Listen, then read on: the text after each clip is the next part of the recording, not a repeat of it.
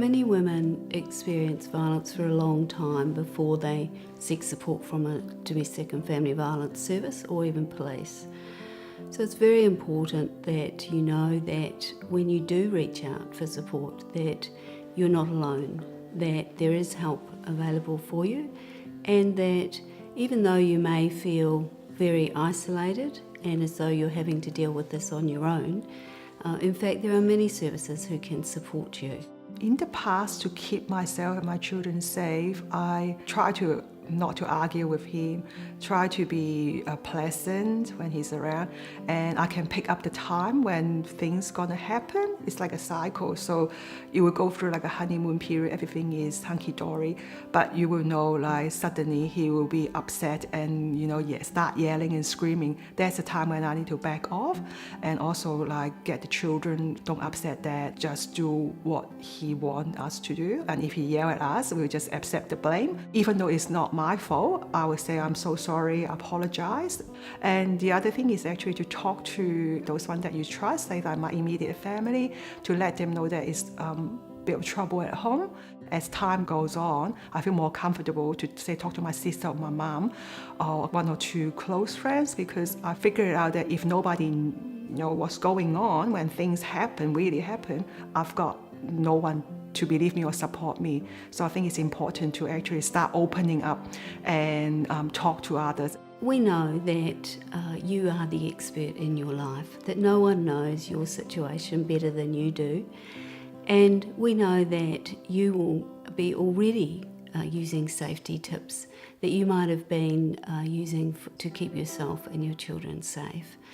But it's important that when you need to seek support from others, that you feel okay to do that.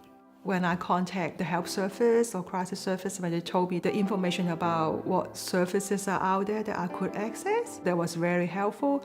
And also I read and learn about what is domestic violence, what happened to me, it is not right. Because my husband told me that, don't you think that this happened to all the couples, they fight, I believed it because of my naive, I don't have experience of what family domestic violence is about, so I just believe it. In terms of friends, just simply talking to them, because they always say that it's not your fault and you don't have to put up with it. So like over time, it builds up to a strong case for me to believe, yes, I shouldn't be putting up with this rubbish and that I deserve better. For some women, they have time to plan for their safety, and you might want to think about putting some things aside for that time when it's right for you to take that next step. So you may want to put aside a bag that's packed that might have some essential clothing in it for you. It might also have some money if you're able to put some money together before you take that step.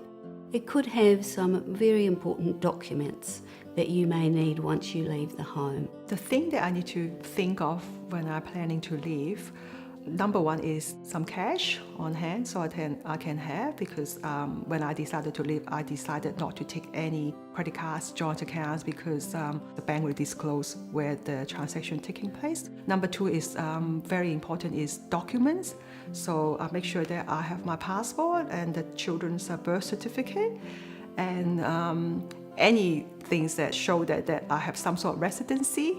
I'm a migrant, so I need to prove that I have that residency, and also any student records, my graduating certificate, any personal documents, that legal documents, that's also important, the marriage certificate. I then think about our immediate need, the clothing-wise, and with two children, obviously, nappies, bottles, the pram, all sorts of things that I need to think about, that I need to put some aside. So every now and then I'll probably slip a nappy here, just in that emergency bag and package. Then also to think about who do I contact when things really go wrong. I have an emergency contact number. Once you've left the relationship, you may want to consider some other things that will keep you safe. Some of these things include a civil order, which might be called a protection order or an intervention order, and you can go to a family lawyer or to the courts or to a DV service who will support you to make application for one of these orders. You may want to think about your phone and how accessible you can be by phone. You may want to think about other social media and how you might be accessed, or how your partner or ex-partner might be able to monitor your movements. You might want to make changes to your accounts on social media. What saved me is that phone call to the support services who told me that I don't need a marriage counselor.